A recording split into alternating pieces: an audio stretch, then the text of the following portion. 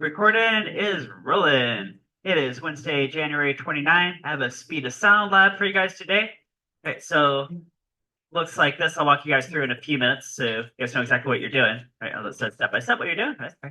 This is on the back side of the lab that you guys did yesterday. All right, so I'll do a quick recap with that and then we'll get into this one. All right. Actually, yeah, let's do a recap from yesterday. All right, so just to close this, make sure you guys know exactly what you're doing yesterday and got everything you need. So yesterday, you guys were hanging these lab weights on springs and doing a few different things. You said if you dropped it, how far did it go maximum, and recorded that number. You said if it oscillated for a while and then it came to a stop, how far did it stretch from the original point, and recorded that number. Okay? And said, oh, guys, what did you find? What was the ratio of this x max to this x equilibrium? Pretty consistently yesterday. It's about a what to what ratio. Here, you can see it. Like 2 to 1 should be pretty close, right? Maybe not exactly that because maybe your springs weren't exactly ideal, but should be pretty close to 2 to 1. Right. So that's one of the graphs you made.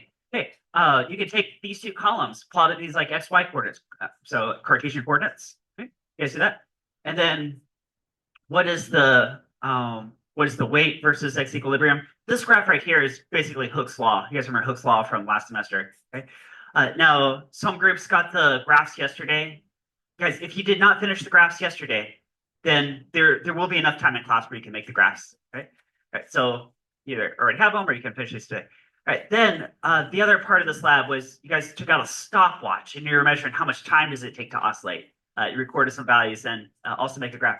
Now, from this graph, you can also get spring constant. So Hooke's law, you can get spring constant from the slope of f versus x equilibrium. Okay? And there's a way you can get it from oscillating just with a stopwatch. And it's related to this formula.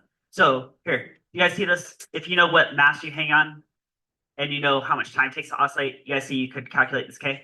Okay. Furthermore, if you have different masses and different corresponding time periods, there's a way you can rearrange these variables to linearize the graph. And I probably helped you guys out too much because I told you exactly a really good way to do that with these axes. You see on this vertical axis is mass in kilograms, and the horizontal axis is time period squared divided by 2 pi quantity squared.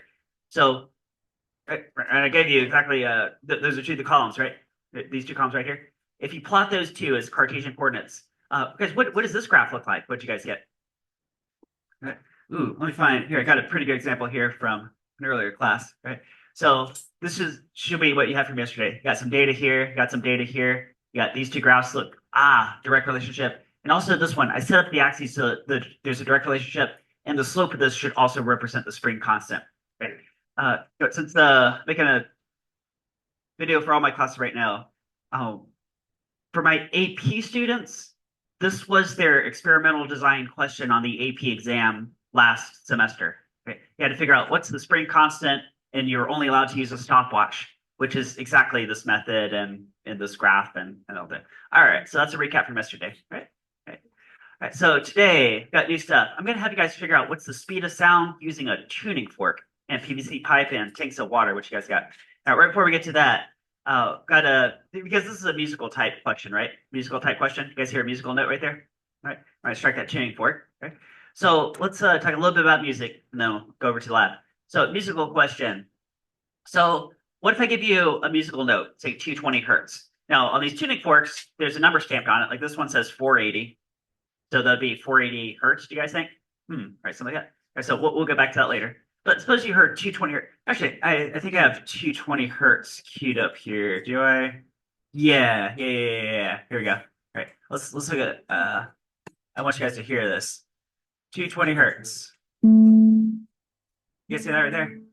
Yeah. All right. So that could correspond to a musical note. I guess that would be A. All right. A. All right. Oh, here it sounds really robotic. Just really plain robotic. Right. That's does anybody know why that is? Because it's a pure sine wave. Right? It's like pure 220 hertz sine wave. Okay? Versus if you played that note on a piano or a guitar or a violin or a French horn, your ear would be able to distinguish. Oh, that sounds like a piano. That sounds like a horn. Right? How would your brain know? Like what's physically going on that makes overtones? Yeah. Because if you play this on an actual instrument, it doesn't just play the pure 220 hertz. It would also play a bunch of overtones, right? And the musical term is called a timbre, is how you can distinguish like, oh, it sounds like a horn, it sounds like a piano, right? Because there are different sets of overtones for those different type of instruments. All right, so a little bit more about music. Let's pull up a piano roll here. Guys, in Western music, how many different notes are there before you run out of notes and maybe cycle to the next octave? If you count like all the white keys and all the black keys. Yeah, and throw the black keys in too. Yeah, 12 different ones. Right? We can count them. Say if you started at this A right here. Okay, so this A. So let's go 1, 2, 3, 4, 5, 6, 7, 8, 9, 10, 11, 12. And then one more brings you back to A, but it's an octave up. Is it? Right. Okay, so we got 12 different notes going on there. And that's going to help you figure out this. This is what we're headed towards. So how can I make a major chord is what I want to do here. So A major chord. Now I'm giving you one of the notes. Let's call it 220 hertz. Right. So what could be, I guess if you play an instrument, probably know more what I'm talking about, right? What's the major third, the fifth, and the octave? Now, since it's physics, we're talking about frequencies because every note's like some frequency, right? Right. So here, I'm gonna get right here a second. This is one of my classes. So 220 hertz could be an A note, right? Does anybody know what any of these other words are, or can you figure out what they are? And we're going up. Huh? Okay. Yeah. There you go. All right. So yeah, if you look at the piano roll, I think it says C sharp right here could be the major third, and then you guys are saying E is the fifth, right? And the octave is this A way up here, right? Look, guys, let's count the keys. So if this is your root note, let's count how many keys away from that, and count up 1, 2, 3, 4. That's 4 half steps to get to the C sharp right here. So see 4 half steps. Hold on to that because you need that in the calculation. Okay. And then 5, 6, 7. It takes 7 half steps to get to the fifth, which is E in this case. Okay. Right. Yep. We're doing the key of A. Yeah. Right. So starting from A. Right. I'm counting up 1, 2, 3, 4 half steps to get to the C sharp, which is the third, right? Major third. Right. And then 5, 6, 7 to get to the E, and that's the fifth. Right. Then 8, 9, 10, 11, 12 brings you back to the octave. Right. All right. So, okay. Let's do the octave first, guys. If the root note I'm defining as 220 hertz, what's the octave above that? 440. Yeah. 440 hertz. Actually, a lot of these scales are defined with start using that as a starting point. Okay. All right. How about let's do the fifth. What would the fifth be? How many hertz? You guys know how you can figure that out? Huh? How about, all right, here's 2 different ways to do it. They're both on this poster. Okay? So did I tell you guys the story the other day of Pythagoras was walking down the road, hearing people hammer the pots and say, oh, hey, what's the ratio, the diameters of these pots? Right? He came up with these Pythagorean ratios. Right? So, I have a major chord right here. This is a major chord. And we've got these 2 down. Hey, look at that. All right, so here's whatever root note. And then the octave is always double that. And you can keep doubling. Actually, you can go half, half, half if you want to go down, right? Make it lower, like more bass, right?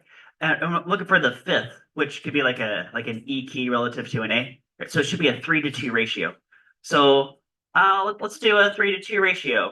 So if I start with 220 hertz and multiply by 3 over 2, it is 330. Oh, I think you said 330, right? You said 330? All right, 330. Yeah, it should be 330 hertz, right? But you know what? I also have a second way to get it on this page, and it's down here. You guys see equal temperament? There are different ways to define scales. They all have trade-offs, right? So there are advantages and disadvantages. Do you guys see that digital piano in the back? That's using equal temperament. Actually, probably almost all modern instruments, they use this as a convention. And the advantage of equal temperament is you can change keys and it all sort of sounds the same, right? But there's also a disadvantage too, which you'll see in a couple of minutes. But let's try this out. So let's do 2 to the power of. Now, you guys see where this N is? That's the number of half steps above the root note. So for the fifth, you guys remember that was 7 half steps above? I was counting keys, going 1, 2, 3, 4, 5, 6, 7. Let's put a 7 right there. Let's try it out. So I'll start with my root note of 220 hertz, 220 hertz times, and then 2 to the power of, here, you guys try this out too. So you do 220 times 2 to the power of, and then in parentheses, do 7 over 12. Right? Now, when I hit enter, ideally, what number should pop up on my screen? I hope it's 330, right? You guys think it's 330? Let's see. Ooh, 329.6. That's really close, right? I bet very few people could probably distinguish between 329.6 and 330. I don't think I could. Right? I mean, really hard to tell. Right? Right. So that's really close. Right. It's probably pretty good. How about the major third? Now, if you ask Pythagoras, you say, "Oh, that's a 5-to-4 ratio." So let's try the Pythagorean way. So do 220 hertz times and a 5-to-4 ratio, right, to get the major third. Should be 275 hertz. Right? So you ask Pythagoras, you say, "Oh, that's 275 hertz." 275 hertz. Right, like that. Let's try this equal temperament. Equal temperament. Now the major third. Remember, I was counting up 4 half steps. So a 4 would go into the place of this n. So 220 is my 3 note. So 220 hertz times 2 to the power of 4 over 12. Right. This should be 275. Let's see. Is it 275? Ooh, 277. Let me say 277 hertz. Okay. So notoriously, this is the weak point for equal temperament is the major third. Right. That's the one that's like most out of what it actually should be. Right. Right. All right.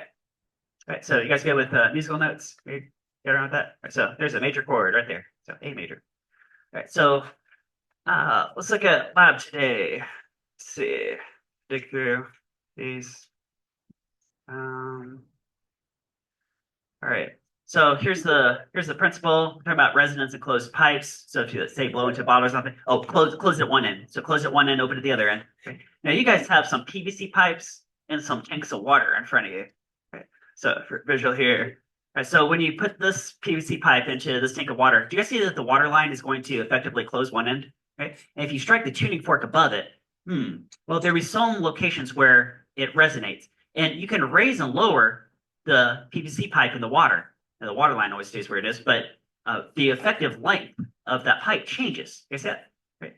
And at some point, it's going to resonate. Let's get you guys' lab table. Okay, right. You guys have a lab table that looks really similar to that. Right. So I want you guys to hear this. I don't know if this will show up on the video, but here in class. You guys ready? All right, listen real close. You guys hear it resonate? It's going, whoa, whoa, whoa. And right there. All right, right there, right there.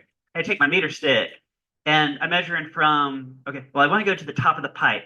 Guys, what's the bottom location that I mark? Do I go from the top of the beaker? No. Do I go to the bottom of the beaker? No. Do I go to the top of the water line? Yeah, that's where the pipe closes. So this looks like maybe 17 centimeters, about somewhere there. Okay, guys, 17 centimeters. How many meters would that be? 0.17. Right. Right. So where's your actual lab paper here? Right. So, here's how you're doing this. Go ahead, pick 3 different tuning forks. I have a couple of boxes of tuning forks, so as you need them, you can pick them out one at a time and then just return them to the box so you're all sharing the tuning forks. Right? I'll help you guys out too. The shorter ones are easier to work with. If you pick the longer tuning forks, like the really long ones, okay, it's kind of tricky to work with this lab because you need a pipe that's really long. And okay, but the shorter ones work easier. Right? So 3 different tuning forks, and there's a number stamped in here. This one says 480. Guys, that's 480 what? Hertz, 480 hertz. Right. Oh, also here, a little side detail. I was trying to figure out in the years past what kind of tuning system we're even working with because I was calculating it. It's like the numbers were. I think these are tuned what's called scientific tuning. So now you've got 3 systems. You got Pythagorean, you got equal temperament. I think these are scientific tuning, which I don't know exactly. Anyway, right. So they're all different, and there's other systems too. So L1. Oh, that's what I just measured with you guys was. Okay, now you guys can reference this picture, but here's the bigger picture that's easier to see, right? Remember I got 0.17 meters? Just did that with you guys, right? Now, guys, good look at that picture. I see a high pressure point right above the water, maybe a low pressure point at the top of the tube. Right? How many wavelengths is that? And it's a fraction. 1 quarter. 1 quarter. That's a quarter of a wavelength. Okay? Now, the next place it resonates is going to be right here. If you look at this picture, guys, what is this L2 compared to this L1? It's a factor of what about? 3. You guys see 3 times as long? Okay. So if this was 17 centimeters, should this be approximately 51 centimeters? Okay. Now, it might not be exactly 51 centimeters because the top of this might not actually match the top of the tube, which you're actually measuring. Okay. So but that could be like a good starting point where you can hunt around. You can raise and lower those. Just like I did with this one. Like that. Okay. So now what? Right. How many wavelengths is that then? 3/4. So I got 1 quarter of a wavelength, 3/4 of a wavelength. Yeah, maybe not exactly, right? Because they might not go exactly to the top of the tube. So there are different methods you could use to get to the true wavelength. And one method, the way how do you guys do here? Okay, got L1, L2, is to take the difference. You guys see it says L2 minus L1, okay? Which will give you this distance right here. True? You guys see it? Which represents how many wavelengths? Guys, if you have 3/4 of a pizza and you eat 1/4 of a pizza, how much pizza do you have left? Yeah, 2/4 or a half, right?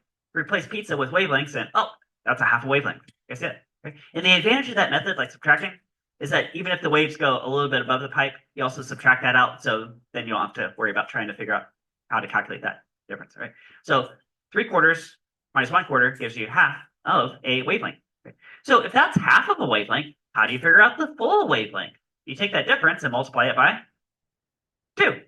Yeah, which is exactly what it says right here. Lambda wavelength is equal to 2 times that difference you just took. Get that? Step.